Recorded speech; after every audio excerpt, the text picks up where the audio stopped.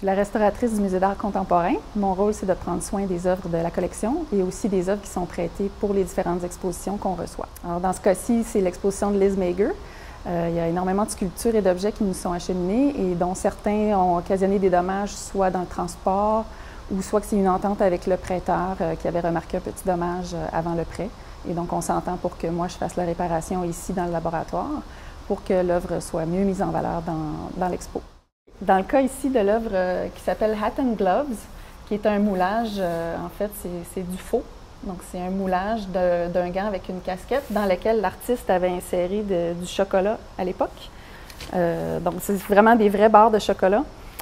Puis, avec le temps, les barres de chocolat, c'est sûr que le chocolat se détériore. Donc, le gras qui est à l'intérieur du chocolat s'oxyde et éventuellement fait des taches sur le papier. Et dans ce cas-ci, le collectionneur a découvert des bébites. Il y a beaucoup d'insectes, il y a des insectes qui sont rentrés dans la sculpture et qui se sont mis à dévorer le chocolat.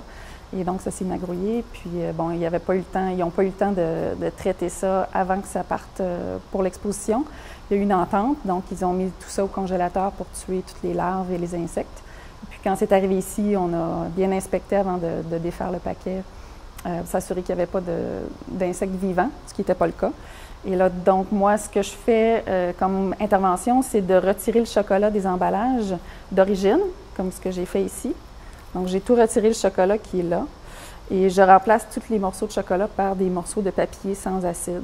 Donc, j'ai dû les sculpter un peu pour imiter les formes du chocolat pour que l'emballage soit vraiment parfait. Donc, je les remets dans l'emballage d'origine et je refais le petit paquet avec des adhésifs et je referme tout ça. Et puis maintenant, je vais les remettre. J'ai pris beaucoup de photos avant de défaire tout le paquet pour m'assurer que j'avais bien la localisation de tous les éléments dans la sculpture. Donc, à partir de ces photos-là, je vais remettre les chocolats dans la sculpture ici. Donc, on rentre ça là-dedans, puis il va y avoir des petits points de colle aussi.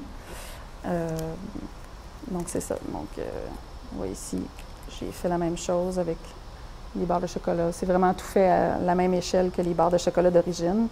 Donc, prendre des mesures, tailler le papier, rentrer ça. Il y a ce chocolat ici que je n'ai pas réussi à sortir de son emballage. Il est trop pris.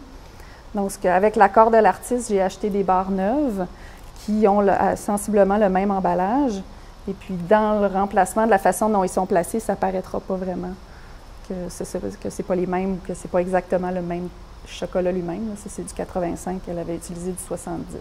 Donc, tout ça, c'est en dialogue avec Liz Mager, qui est d'accord avec tout ça, qui a approuvé, puis qui trouve ça en fait bien intéressant pour elle aussi, parce qu'elle a d'autres sculptures dans d'autres collections qui vont peut-être vivre les mêmes problèmes, donc elle va savoir un peu déjà qu'est-ce qu'on peut faire avec ça.